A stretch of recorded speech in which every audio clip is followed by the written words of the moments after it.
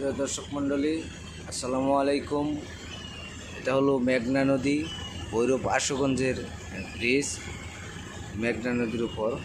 তো দেখেন দর্শক, কত সুন্দর নদী, কত নৌকা চলাচল করতেছে।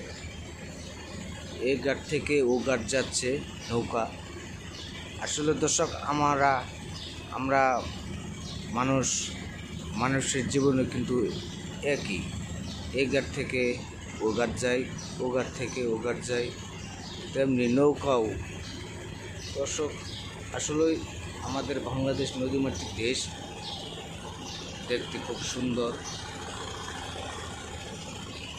তো দর্শক, আপনারা দেখতে থাকেন।